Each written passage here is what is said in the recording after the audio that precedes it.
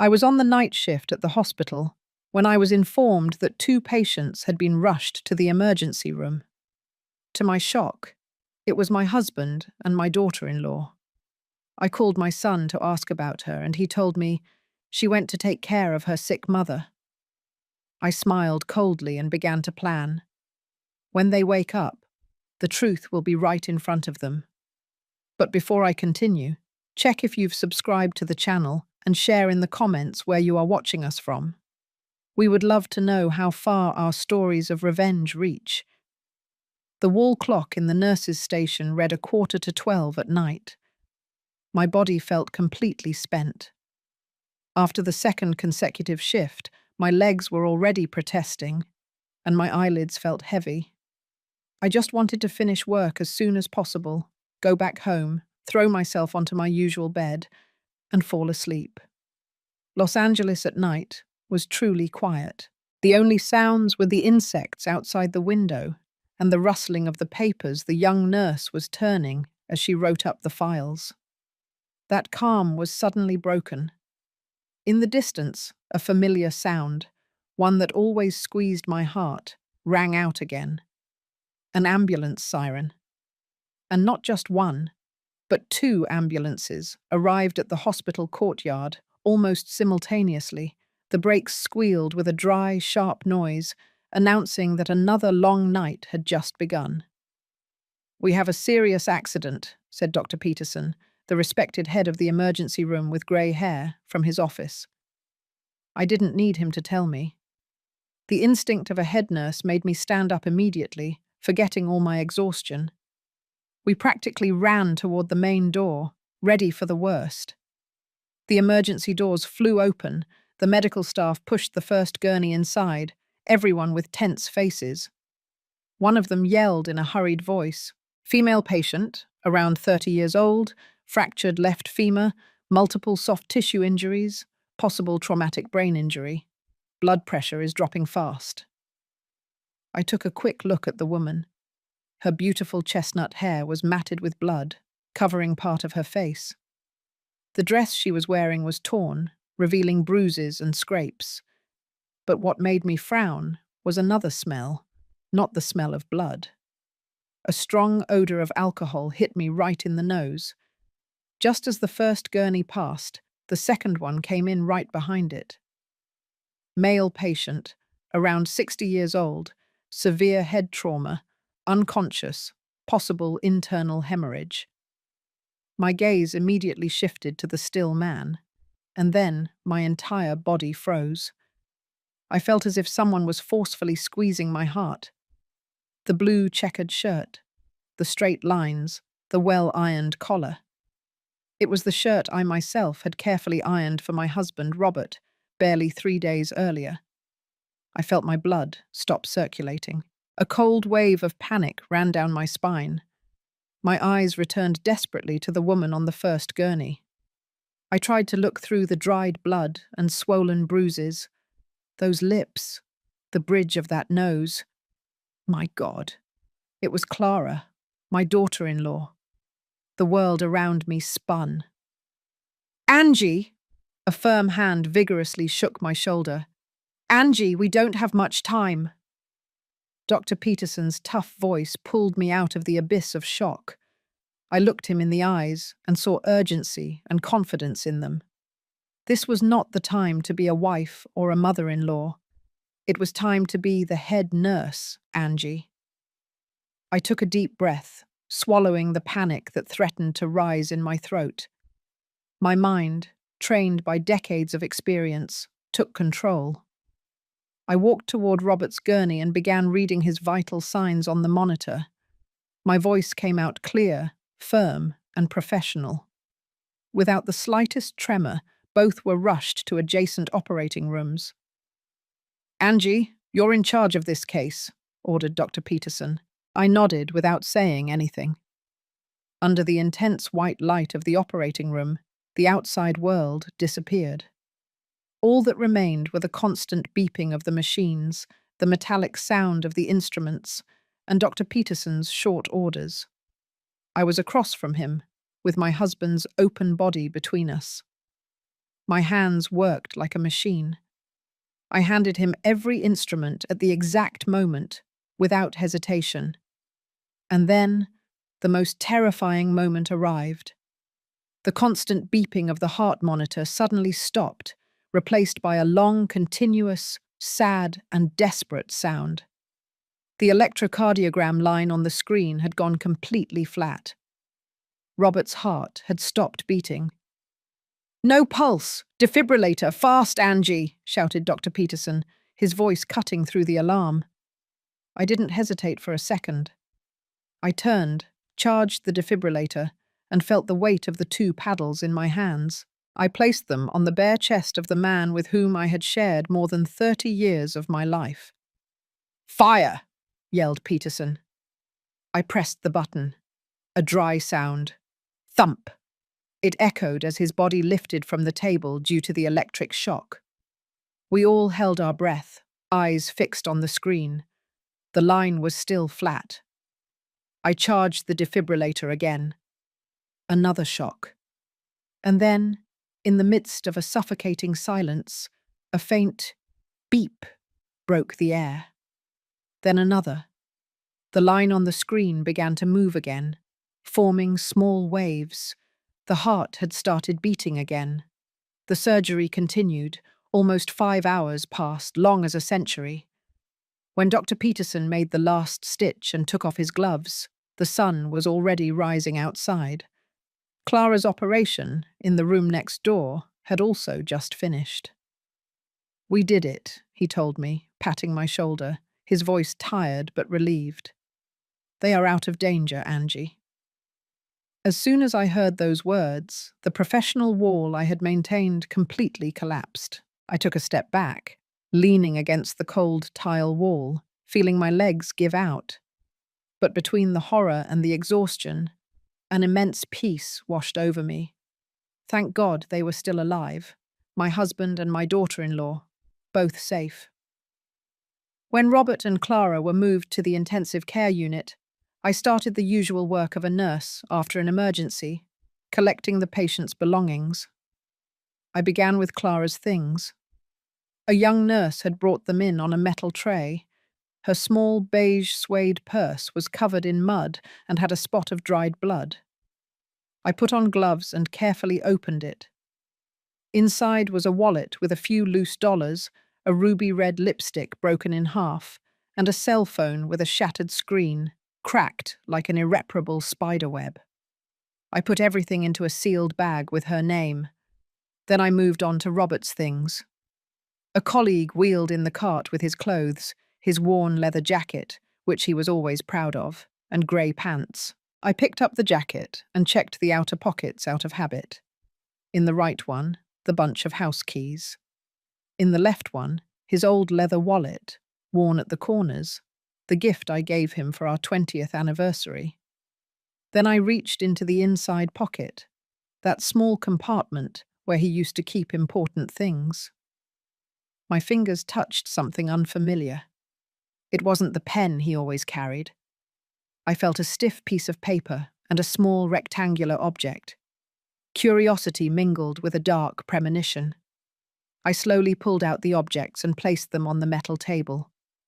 The first was a receipt. The white light of the operating room illuminated the printed text. The Hidden Kiss Inn. It was a small, ill-reputed motel on the outskirts of town, where people usually went for less than decent reasons. I looked down at the date. It was yesterday, and my eyes stopped at the line that read, "Checkout time, 9:00 p.m., barely 2 hours before the accident." Trembling, I picked up the second object, a box of condoms. The plastic wrapper was torn. I turned the box. The lid opened. Inside, an empty space. I felt the world stop, but the hell wasn't over yet. The last object fell out of the pocket, a small vial of perfume, one of those samples they give away in stores. The cap wasn't closed properly, and a sweet, penetrating aroma spread in the air, displacing the hospital disinfectant smell. I didn't need to look at the label to know what perfume it was. I know that smell. I've smelled it hundreds of times in my own house. It is the scent of rose garden, Clara's favorite perfume. The same one my son Ryan gave her for their wedding anniversary. The sealed bag with Robert's belongings slipped from my hands and fell onto the cold tile floor. A dry thump echoed, followed by the metallic sound of the objects rolling. The motel receipt, a box of used condoms, my daughter-in-law's perfume bottle. There they were, displaying their betrayal under the impassive hospital light. I crouched down to pick them up one by one, my hands trembling so much I could barely hold them. I felt dizzy. Suddenly all the scattered pieces clicked into a perfect and repulsive picture. Clara's disheveled clothing, the smell of alcohol, the fact that they were together on a deserted highway at midnight. And now, this evidence. They weren't just together. They had gone to a hotel. They had been in a room. I looked up at the intensive care unit. Through the thick glass, 2 white beds, side by side. 2 still bodies, connected to machines, tubes and wires. 2 people whom, with these very hands, I had just snatched from death. I felt the bitter nausea rising in my throat. I stood up straight, leaning my back against the icy wall. But the cold I felt did not come from that wall, but from my own heart, which had turned to stone. The trembling disappeared, replaced by a terrifying calm. I didn't cry. I wasn't going to. Not now. I did not put those things back into the hospital bag. That would be my secret. I carefully put the receipt, the box, and the perfume into a separate compartment of my purse, closing the zipper firmly. Then I went out into the hallway.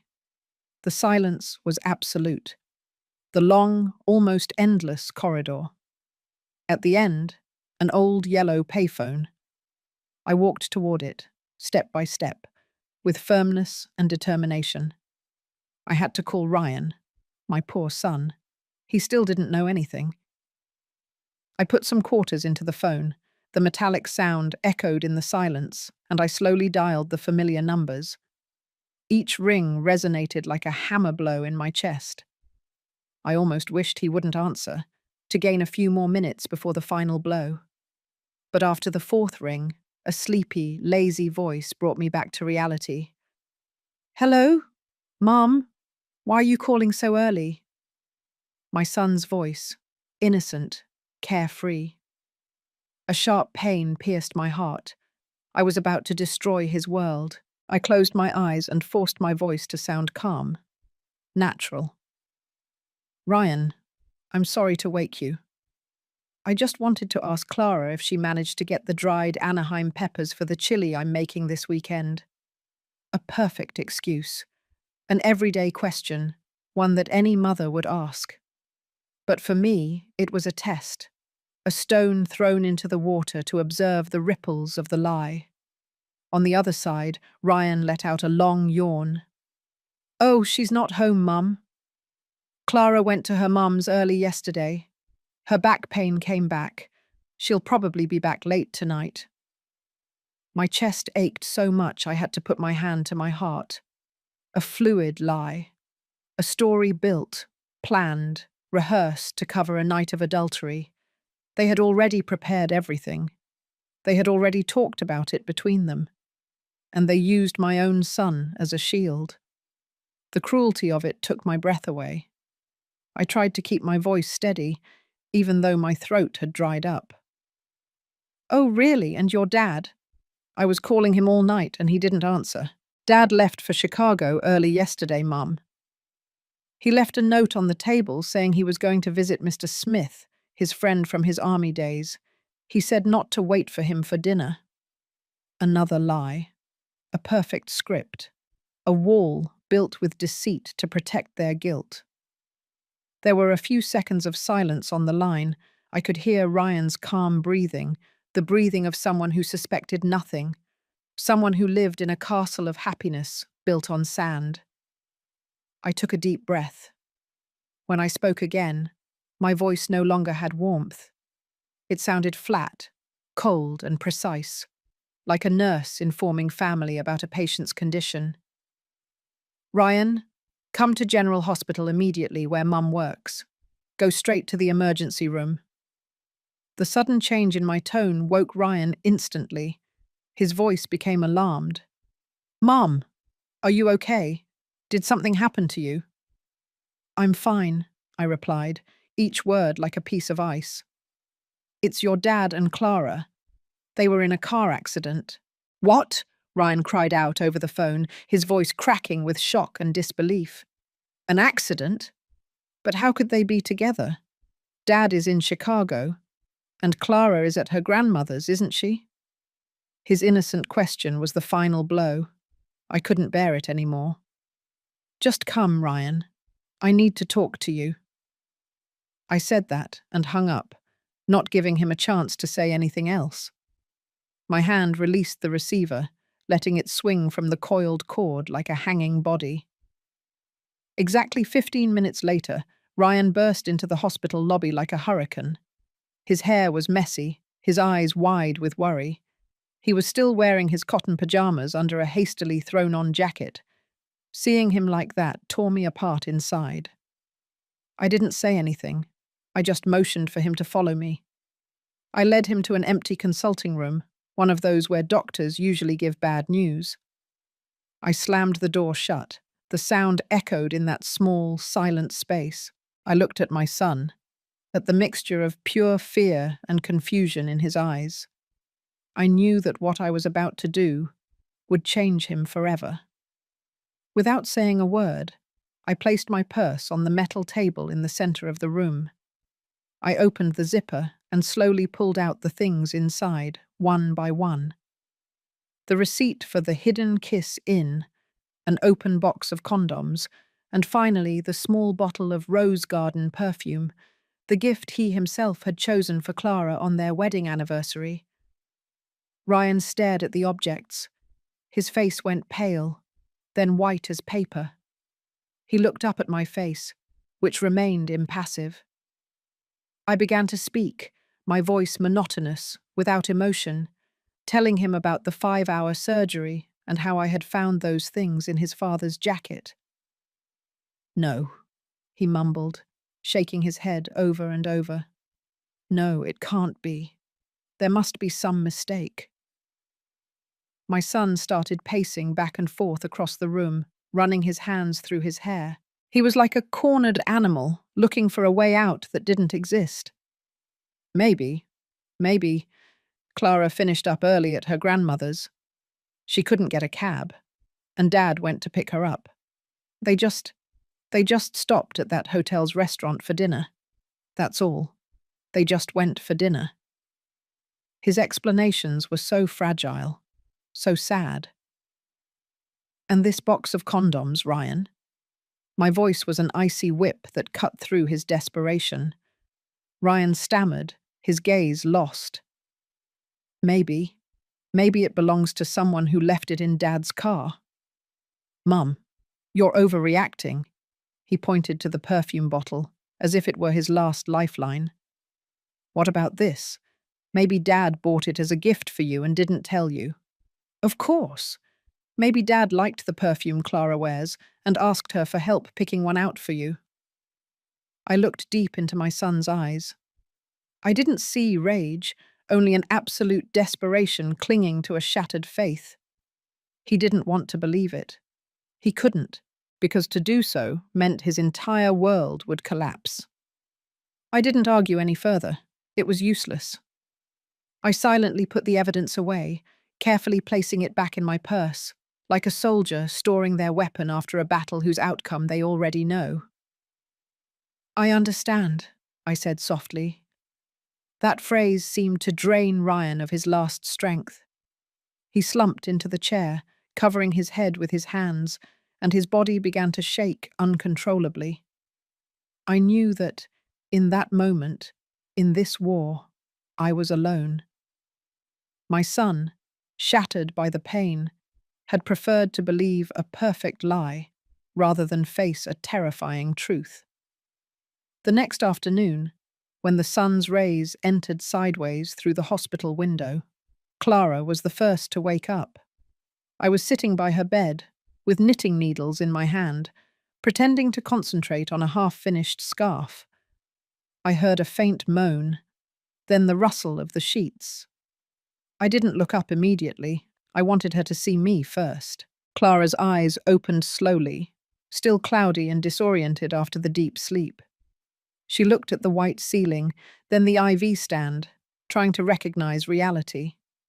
Her gaze wandered around the room until it stopped on me. For an instant, her eyes were completely blank. But immediately recognition gleamed, followed by a flash of pure horror. Her pupils contracted, her already pale face became almost transparent. Her dry lips moved, trying to utter something, but no sound came out. She looked like a cornered little animal, aware that the hunter was sitting right next to her. Calmly, I put the needles and the ball of yarn into the wicker basket. I smiled, a soft, warm smile, the same one I always gave my daughter-in-law. I stood up, walked to the bed, and naturally adjusted her pillow, being careful not to tangle her hair with the oxygen tube. My voice was calm, like when I talk to any frightened patient. "You're awake, Clara. Don't try to move too much. You have a broken femur." I paused and looked her straight in the eyes, which were wide with fear. "You and your father-in-law were in an accident, but luckily you are both out of danger, thank God." I pronounced the words, "and your father-in-law," with a very precise intention. I saw a shiver run through her. The fear in her eyes mixed with confusion. She didn't understand. My tenderness was more terrifying than any accusation. Hours later, Robert also woke up. His first reaction upon seeing me there, silently peeling an apple, was a visible start. His entire body tensed. He tried to sit up, but the pain from the head wound forced him to frown. "Angie," he murmured. "What? What happened?" I put down the knife and the apple slice and poured him a glass of water. I carefully placed the straw next to his lips. "You had a severe concussion to your head. Dr. Peterson said you need complete rest." I looked at him with a serene expression, with no more emotion than an attentive wife.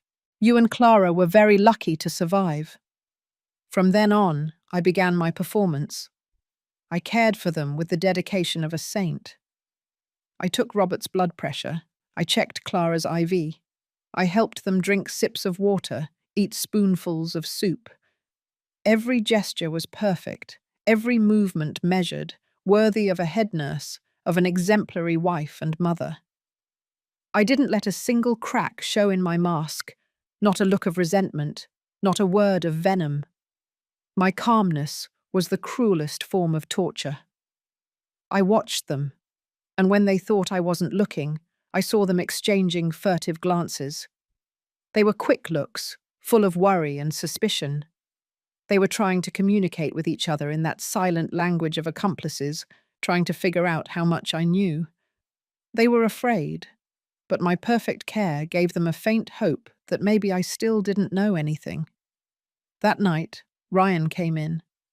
My son's face was drawn, his eyes sunken from insomnia and pain. He looked at his wife, who lay weak in the hospital bed, and then at his father, his head bandaged. Doubt, love, and confusion wrestled in his eyes. I knew I had to act. I stood up, took him by the arm, and led him to the hallway, toward the noisy vending machine. I bought him a can of hot coffee and put it in his icy hand. I put my hand on his shoulder and let out a deep sigh, as if I had spent the whole day thinking and torturing myself. "Ryan," I began in a tired voice, "maybe your mother was wrong." My son's eyes lifted to mine, with a faint spark of hope. I continued, now with a voice full of guilt and regret. "That shift was too long and the shock was too great. Maybe I imagined things. All of that, perhaps, like you said, was just a misunderstanding." The spark in his eyes lit up again, bright. It was as if someone who was drowning had finally found a lifeline. "You're right. It was probably just a terrible misunderstanding," I concluded firmly. "Now the most important thing is for them to recover. Don't tell your father or Clara that I found those things, okay? They've just come out of danger, and I don't want my mistakes or my confusion to break our family's peace again." Ryan didn't say anything. He dropped the can of coffee and threw himself into my arms. It was a strong, trembling hug, full of gratitude. "I knew it," he whispered against my shoulder, his voice relieved, as if a weight had been lifted from his chest. "I knew my mother would understand. You've always been the most sensible one." My son's embrace pierced my heart like 1,000 needles. I was lying to the flesh of my flesh, but I still patted his back, keeping my face serene and compassionate. I had to do it. For my plan to work, Ryan had to trust me completely. That night, after my shift, I didn't go home. That house had already become a stage for lies. I stayed alone in the empty hospital parking lot, looking up at the third-floor window, where their room was. The yellowish light shone faintly through the glass, a false warmth. They were in there, probably breathing a sigh of relief. They thought they were safe. They thought their disgusting secret had been buried under the facade of an unfortunate accident and the supposed confusion of an exhausted woman. But I wasn't going to allow it. This play would not end with a silent forgiveness within the hospital walls. It would end on a much larger stage, with everyone as witnesses. And I would be the director of their final act. A week of feigned calm passed. Under my care and Ryan's genuine concern, Robert and Clara recovered with surprising speed. They could already sit up, eat alone, and talk more often. Ryan was visibly happy. The poor guy believed the family had overcome the storm, that my words had dispelled any doubt, and those two were becoming more comfortable with my presence. They played their role as grateful victims, pretending to be a couple who just wanted to heal. Grateful to the wife and mother-in-law who had forgiven and cared for them. Our performance was perfect, except I knew very well that the ending would not be happy. The day they were to be discharged from the hospital arrived. By a twist of fate, Ryan had to work the night shift at the car factory, so I alone took care of the paperwork. I didn't complain. In fact, I felt relieved. I didn't want my son to witness anything else. I pushed Clara's wheelchair. Her leg was still in a white cast. Robert walked beside me with his wooden crutches, still limping slightly. We looked like a family who had just gone through a misfortune, and were now supporting each other to move forward. A picture so moving it was ridiculous. We moved slowly toward the hospital cashier, in the main lobby, which was full of people. The cashier was a young woman named Sophie, with a delicate face and large, round, bright eyes. I knew her. Sophie had been working there for almost a year. She was fast and always very respectful. She received the folder of documents from my hands. She smiled at me and said, "Good morning, Mrs. Angie," before starting to review the papers. But when she looked up to compare the information with the patient's, the smile vanished from her face. Her delicate eyebrows furrowed visibly. Her gaze moved from Robert's face to Clara's, and then to me, with a clear expression of confusion and doubt. Her reaction did not go unnoticed by me, and it seemed the other two noticed it too. I saw Clara, by reflex, lower her head slightly and tightly grip the arms of the wheelchair. Robert coughed uncomfortably and looked away, pretending to watch the people coming and going through the main door. Their awkwardness was a mute confession. Sophie quickly regained her professional demeanor. She lowered her head and focused on the computer. The sound of the keys echoed on the counter. "The total is done. I wish you a speedy recovery." Her voice sounded a little mechanical. I thanked her, and then I turned to Robert. taking some cash out of my wallet. I already paid most of it with a card. This is so you can take a taxi and leave sooner.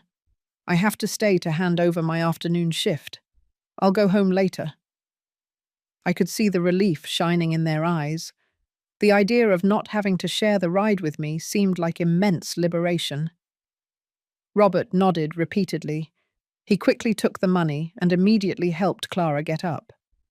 Together they slowly moved toward the main exit. They walked as if they were fleeing. I stood motionless in front of the counter, watching their backs until they disappeared through the automatic glass doors. Then I slowly turned to Sophie's station. She pretended to organize a pile of invoices, but I knew she was waiting for me. A certain uneasiness was still noticeable in her large, round eyes. I smiled kindly at her, that cordial smile of a head nurse that everyone in the hospital knew. "Is something wrong, Sophie? I saw you look a little surprised when you looked at them just now." The girl hesitated, clasping her hands. I'm not sure, Mrs. Angie. I'm afraid I might be mistaken, but I think I've seen them before, not as patients." I remained silent, waiting patiently. My intuition told me that this was not a simple mistake. Seeing that I wasn't pressuring her, Sophie took a deep breath and continued, lowering her voice as if afraid someone might hear her. "Exactly 1 week ago, on Tuesday, around noon, it was the same day as the accident. That day, I was on my lunch break at the taco stand, just across from the hospital's main entrance, and I saw them." She paused, trying to remember. "I remember it perfectly because the gentleman's leather jacket was very nice and stylish. I even thought it would be great if my boyfriend had one like it." My heart leaped. The day of the accident. At noon, the leather jacket. Everything matched. "What were they doing, dear?" I asked her, trying to keep my voice as natural as possible, as if I only felt a passing curiosity. "I saw them leaving a jewelry store, Doctor. The Eternal Jewel shop, right next to the taco stand," Sophie recounted. The memory seemed to project clearly in her mind. The girl looked very happy, very pleased. I even saw her wrap her arms around the gentleman's neck, stand on her tiptoes, and say something to him while laughing. They looked very, very close. The girl hesitated, searching for the right word. At the time, I thought they were a young couple buying engagement rings or an anniversary gift. They truly looked in love. So when I read on the medical file that their relationship was father-in-law and daughter-in-law, I was surprised and felt a little uncomfortable. A key piece, a piece I was completely unaware of, clicked into place with cruel perfection. Before going to the hotel, before giving themselves over to forbidden pleasure, they had gone shopping to buy jewelry, the gift of betrayal. A rush of icy rage went down my spine, but I kept the smile on my face. "Oh, you must have mistaken them for someone else. It's not uncommon for a father-in-law and his daughter-in-law to go out to buy a gift for the son," I replied calmly, easing the girl's discomfort. "Thank you, Sophie. You can go back to your work." I turned and walked away, leaving Sophie with an expression still full of doubts. I didn't go back to the nurse's station. I didn't go to hand over my shift. Instead of going up, I turned around and took the path to the stairs leading to the basement. Down there, in that damp space, impregnated with the smell of dust and old papers, was the domain of the security department. Sean, the head of security, was sitting in front of a row of black and white monitors. His severe face was illuminated by the dim light. He was a middle-aged man, reserved but reliable. I had taken care of his mother the previous year, when she went through a serious illness that almost killed her. He told me then that he owed me a favor, and I knew the day had come to collect it. Hearing my footsteps, he looked up. "Good afternoon, Dr. Angie," he greeted with a slight nod of his head. His voice was deep and gruff. "Sean," I said. and went straight to the point. I need you to help me with something. I already had a lie prepared. I think I lost a very special earring near the main entrance last Tuesday afternoon. It's very important to me. Could you check the security cameras for that time? I just want to see if it fell on the sidewalk. I knew it was a clumsy lie, but Sean didn't ask any questions. His look reflected understanding, as if he sensed that it wasn't about a simple earring. He just nodded. Of course, Angie. No problem. He turned his chair and began to rewind the recording from camera number 4, the one with the widest angle that showed the entire hospital entrance and the sidewalk on the other side of the street, where the taco stand and the jewelry store were. We remained silent, staring at the screen. The images were blurry, black and white. People and cars moved like soulless shadows. The humming of the equipment was the only sound in the room. Tuesday afternoon. Around what time, Doctor? Sean asked. Around 1 o'clock, I replied, feeling my heart beating hard in my chest. He nodded and skillfully moved the mouse. Then he stopped. Here it is, 1:17. He pointed to a corner of the monitor. A black family sedan slowly pulled up to the curb.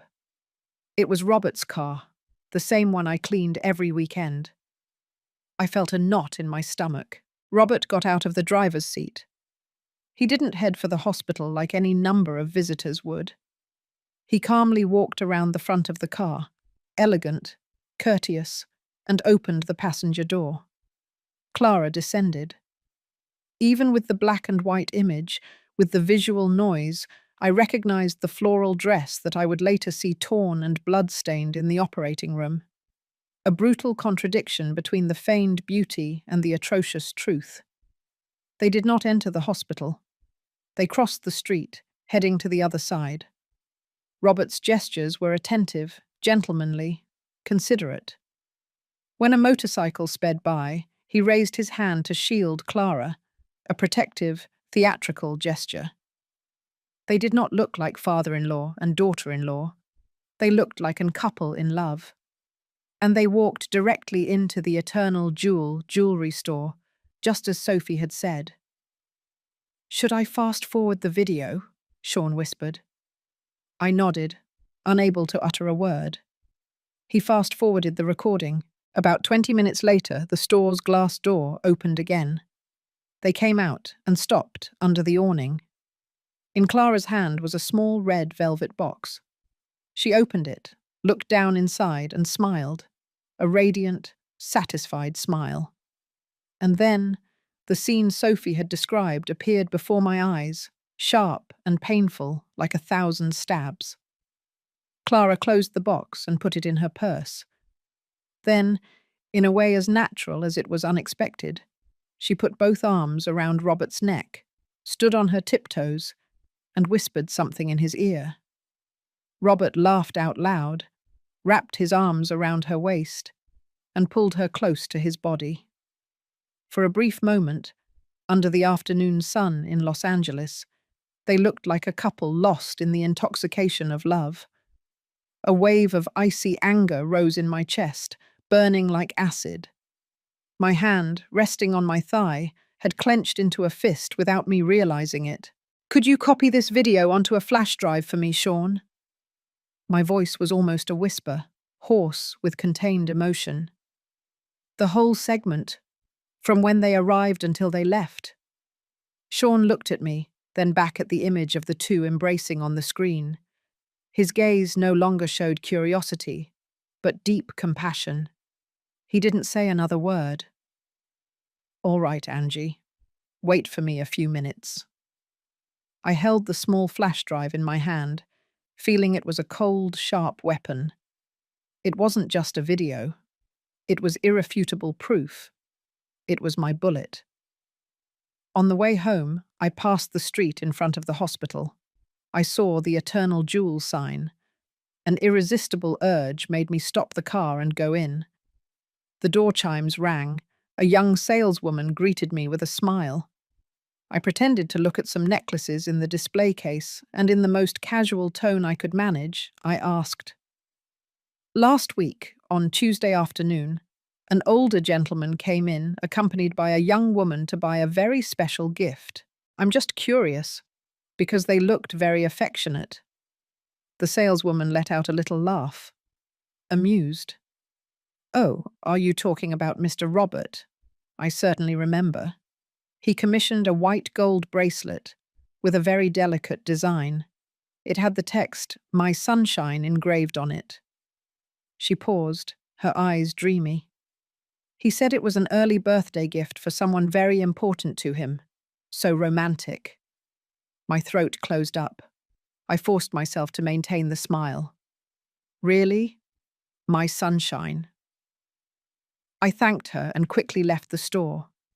The air outside seemed not enough to breathe. I sat in the car, my hands gripping the steering wheel. My sunshine. My son Ryan had called his wife that ever since they started dating. This betrayal was crueler than I ever imagined.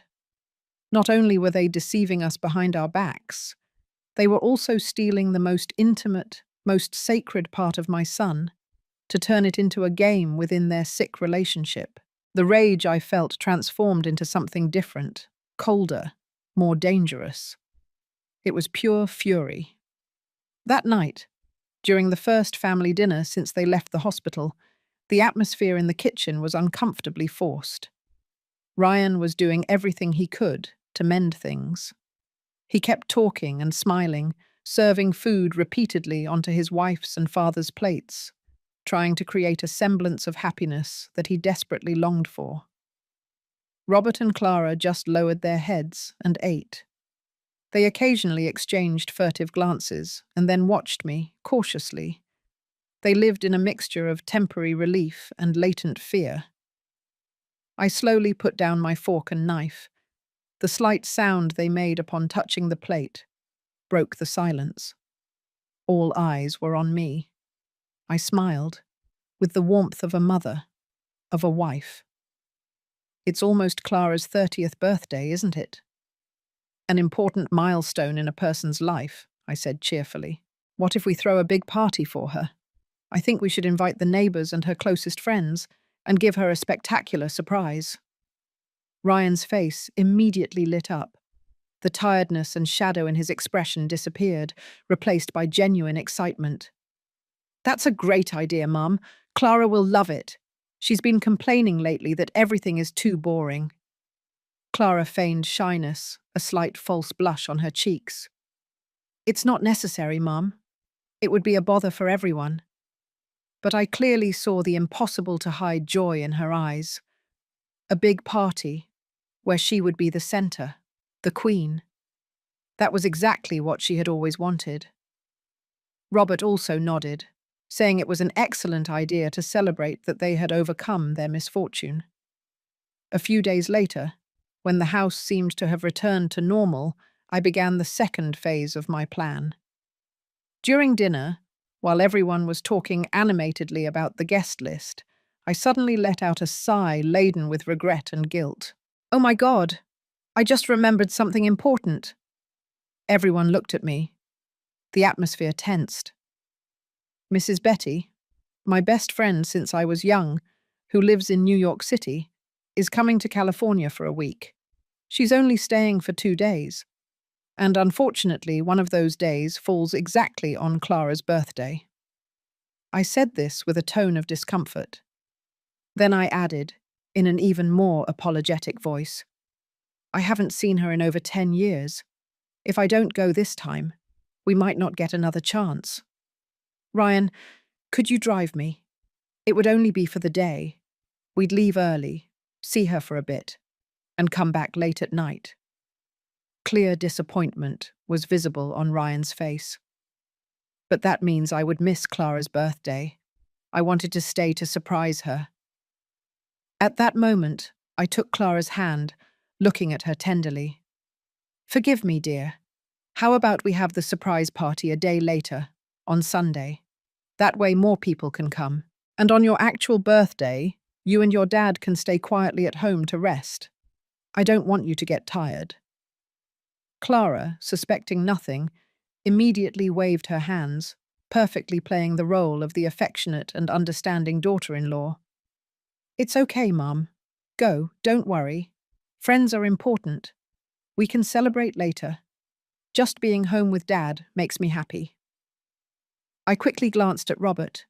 He was still leaning over his bowl, sipping soup, but I saw an almost imperceptible smile forming at the corner of his lips. The prey had swallowed not just the hook, but the line too. They believed that luck was smiling on them, that I, unintentionally, had given them a golden opportunity to spend an entire day together, without interruptions. That night, something told me I shouldn't sleep. Close to midnight, when the whole house was silent, I heard the door to Robert's bedroom softly open. I held my breath. I heard cautious steps, almost imperceptible, heading toward the backyard, where there was a table and chairs under the bougainvillea. I carefully slipped into the living room, and without making a sound, I slightly parted the curtain to look outside. A while later, just as I imagined, the door to Ryan and Clara's room opened.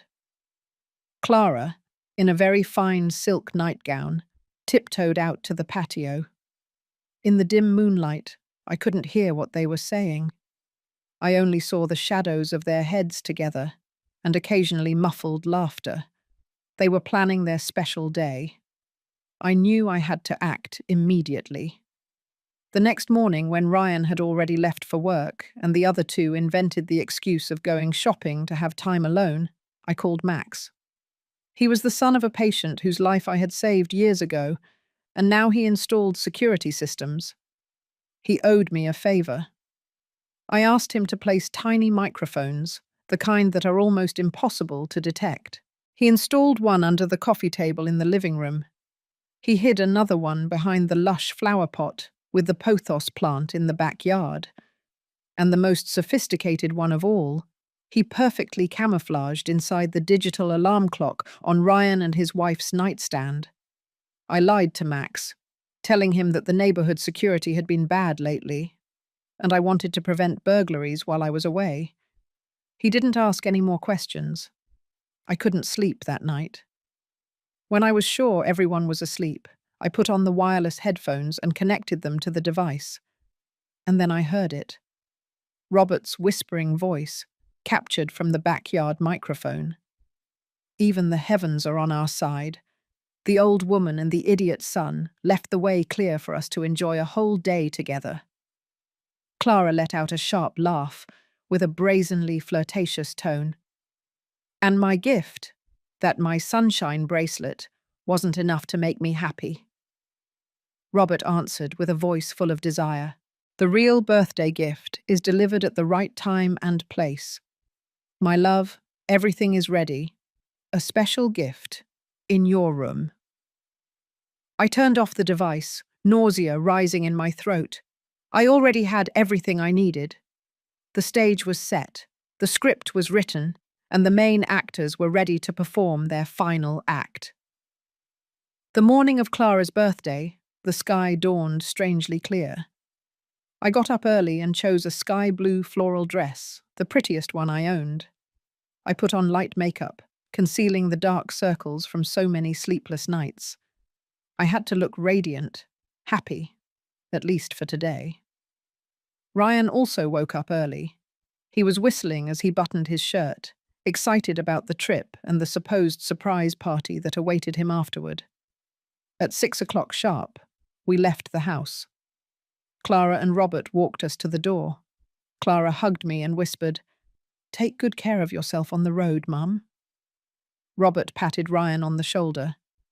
"Drive safely, son." They acted wonderfully, perfectly playing the worried roles of people concerned for their loved ones who were leaving on a trip. But when they thought we had already left, I looked at them in the rearview mirror and saw them exchange glances. A look charged with desire, complicity, and promises. They didn't know that small mirror reflected the beginning of their final scene. "Let's go to New York City, Mum," Ryan said enthusiastically. I smiled at him and put my hand on his. No, Ryan, we're not going anywhere. Surprise showed on his face. I didn't give him many explanations. I just told him, drive as I tell you. Our first destination was the city's most famous bakery, Three Milks. I went in and picked up the 2-tier birthday cake I had ordered the previous week, decorated with buttercream roses and fresh strawberries. Ryan was still confused but didn't ask anything else. After that, we didn't leave the city. We drove through the neighborhood and stopped in front of Mrs. Johnson's house, the kind neighbor who lived right across from ours, at 9 o'clock in the morning. Her yard already looked like a small party. There were about 20 people, including close neighbors and some of Clara's intimate friends, whom I had secretly contacted by inventing a story about a big surprise Ryan wanted to give his wife. Everyone was there with gifts and smiles. I briefly explained to them that it was a surprise prank, that Ryan and I would pretend to leave so Clara would let her guard down. Everyone applauded and was enthusiastic about the idea.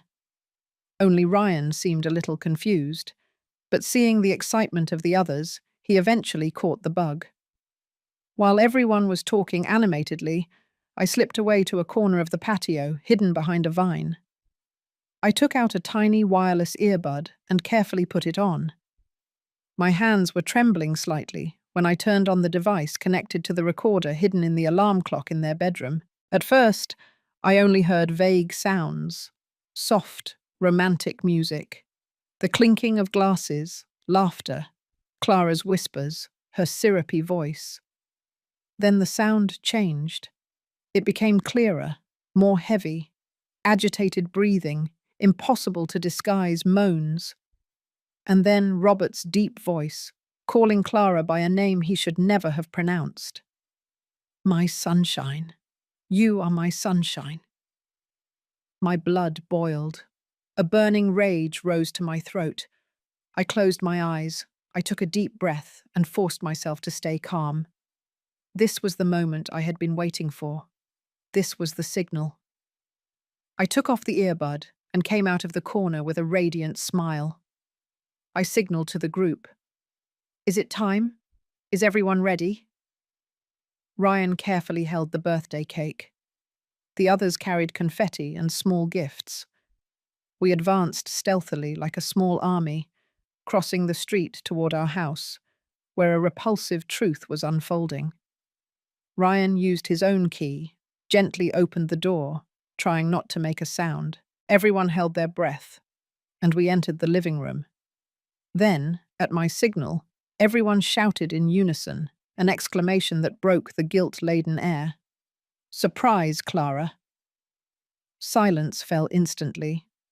Heavy, deadly. What they saw was not a happy, excited Clara in a pretty dress. On the big living room sofa, where they had apparently decided to change the scenery, a naked, disgusting scene unfolded. Robert and Clara, without a single stitch of clothing, tangled in an indecent position. Crash! The cake fell from Ryan's trembling hands and shattered on the floor, with cream and strawberries scattering like drops of blood. Ah! Cried one of Clara's friends.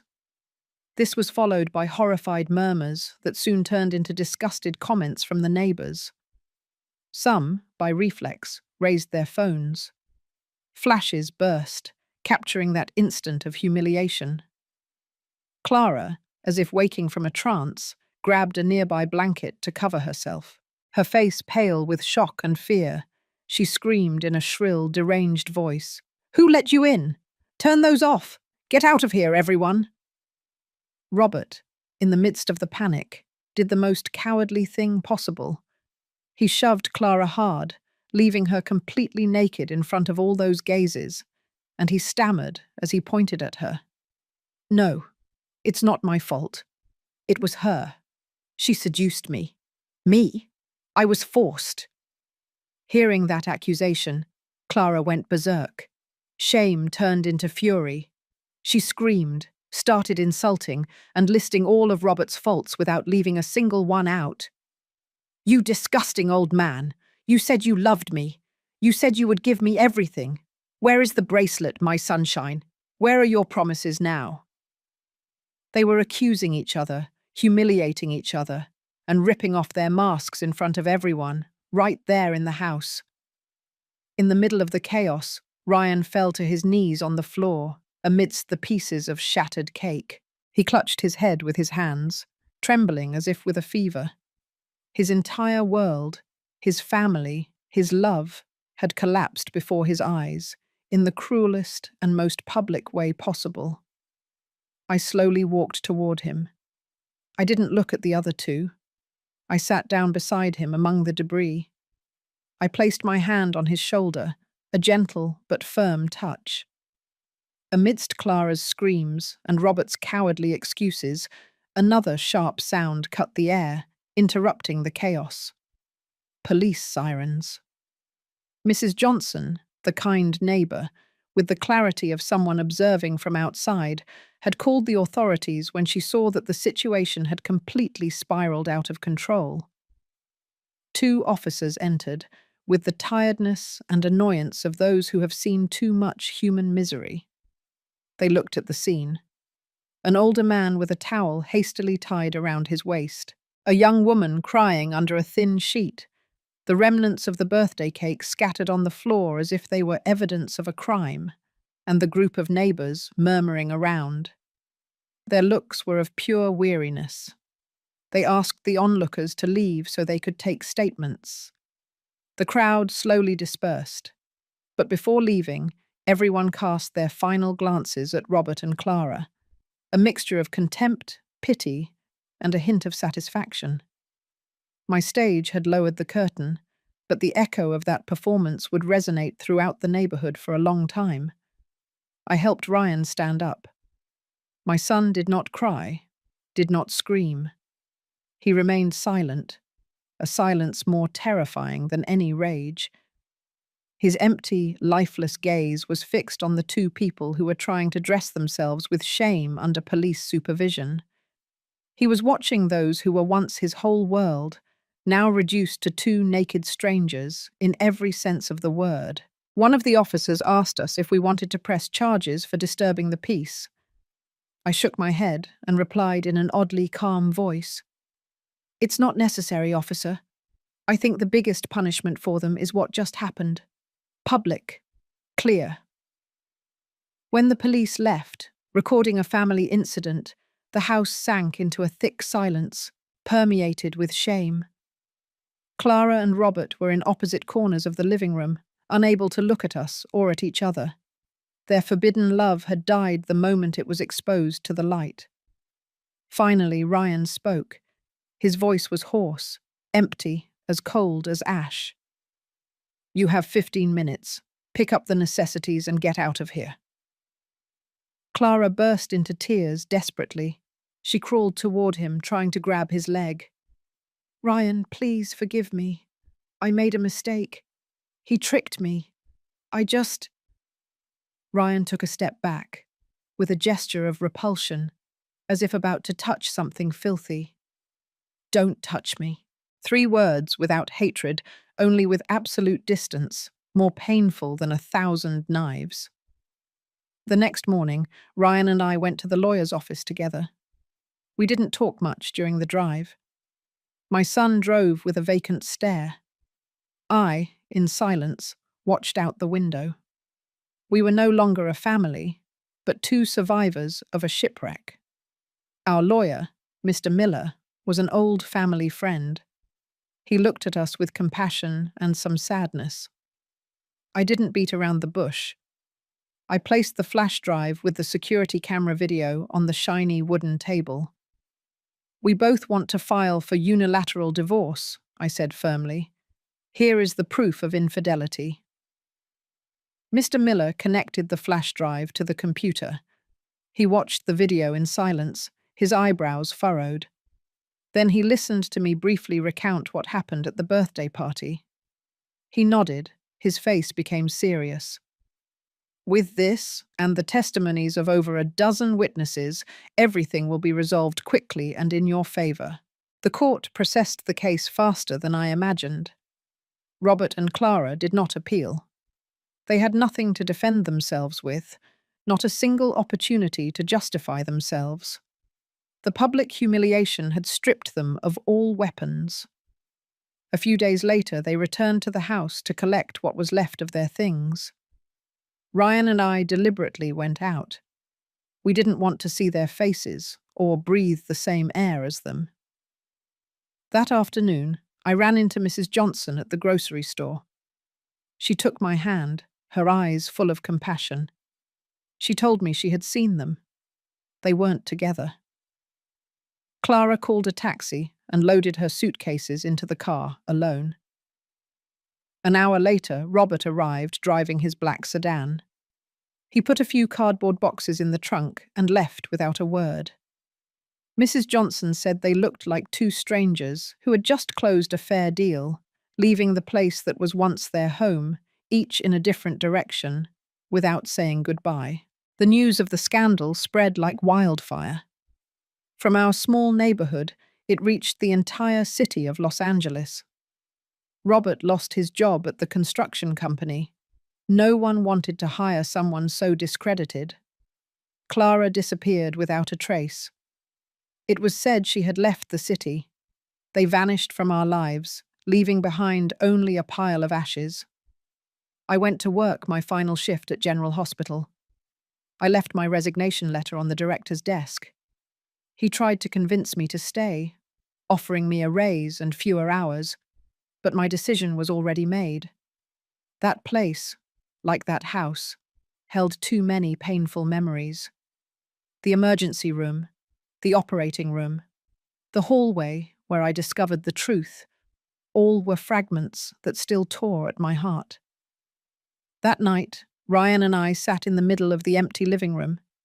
We had sold almost all the furniture, keeping only the essentials. The house now felt immense and icy. Ryan looked at me. For the first time in days, he really looked at me. His gaze was no longer empty. It contained a deep sadness and a tiny spark of hope. "Mum," he said in a hoarse voice, "should we leave here?" I nodded without hesitation. I put my hand on his, rough and firm. "Let's go, son, to a place where we can start over." 2 years have passed since we left Los Angeles, leaving behind the ruins of an old life. The small town of Santa Monica hides by the Pacific Ocean, far from the noise and toxic memories hundreds of miles away. The air here smells of salt and bougainvillea, and the sound of the sea, which never stops, cleanses the wounds of the soul. We used all our savings and the money from the house sale to open a small clinic.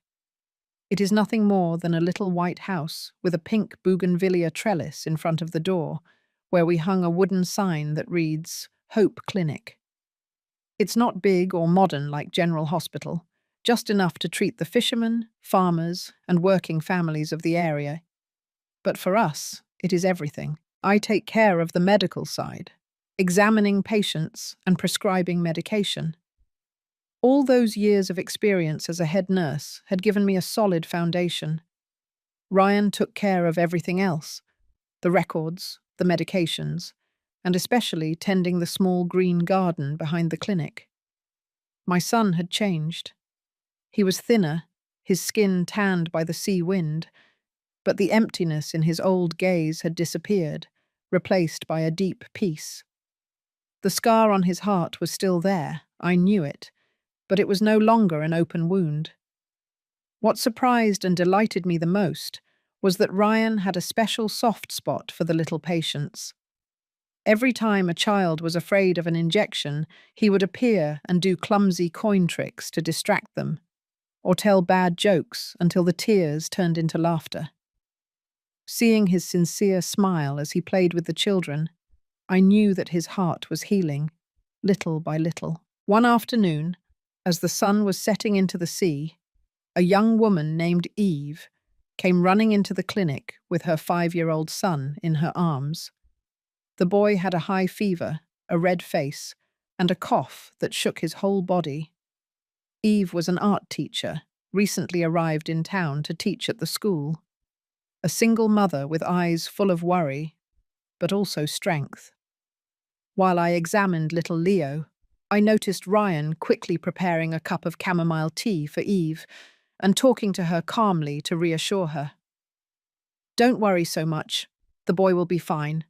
My mum is the best nurse I know," I heard him say with a warm, confident voice. After a few checkups, the boy fully recovered. A week later, Eve returned, but not for a consultation. She brought a small oil painting with her. She had painted our clinic, the little white house standing out under a pink bougainvillea vine, all wrapped in the golden light of the sunset. It was the most beautiful gift we had received. I started noticing that Ryan and Eve were talking more and more. I would see them sitting on the garden bench, talking about the books they both loved, or about how to care for a difficult plant. I saw Ryan laugh, a genuine, effortless laugh. That laugh I thought I would never see again since that fateful day. And one Sunday morning, I woke up and found a small lavender pot on the kitchen table, scenting the air with its soft fragrance. Next to it, a hastily written note. "Eve, Leo, and I went to the beach. I bought the sweet bread you like at the town bakery. Ryan." I smiled, a truly peaceful smile. I made a cup of coffee, took it to the back porch, and sat down to look at the garden Ryan had tended so carefully. My son had planted several rows of lavender, just like the one on the table, and its aroma floated in the fresh morning air.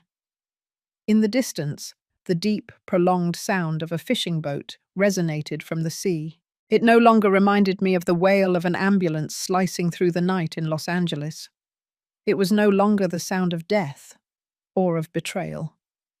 Now, it is only the sound of life, of a new day beginning. I once used my own medical knowledge to save the two people who destroyed my family, and I don't regret it. Because if it hadn't been for that fateful night, if we hadn't gone through that total collapse, perhaps we would have remained trapped forever in a false happiness, and we would never have found the path to this true peace. Sometimes, to build something new, you have to agree to burn the past completely. And when I looked up and saw Ryan, Eve, and little Leo at the end of the path, walking hand in hand toward us, with their clear laughter resonating under the morning sun, I knew that hope, just like those lavender flowers, can always bloom even in the most barren earth. Our future is just beginning. From everything I have experienced, I understood something I want to share with anyone who is listening to this story. Sometimes in life, you have to face truths so painful they seem capable of destroying you. But it is the way you rise after that pain that determines who you will be for the rest of your life. Betrayal is not the end. It is only a cruel test for you to discover the value of self-love, peace, and the people who truly deserve to stay by your side. No one deserves for you to sacrifice your whole life just to maintain a home that is already rotten. Happiness is sometimes not about clinging on, but about daring to let go, about having the courage to step out of the darkness to regain the light, for yourself and for those you love. The story you just heard has had its names and places changed to protect the identity of the people involved. We are not telling it to judge, but with the hope that someone listens and stops to reflect. How many mothers are suffering in silence inside their own home? I truly wonder, if you were in my shoes, what would you do? Would you choose silence to maintain the peace? Or would you dare to face everything to regain your voice? I want to know your opinion, because every story can become a candle that lights the way for someone else. God always blesses, and I am convinced that courage will lead us to better days. For now, on the final screen, I'll leave two of the channel's most beloved stories. I'm sure they will surprise you. Thank you for staying with me until this moment.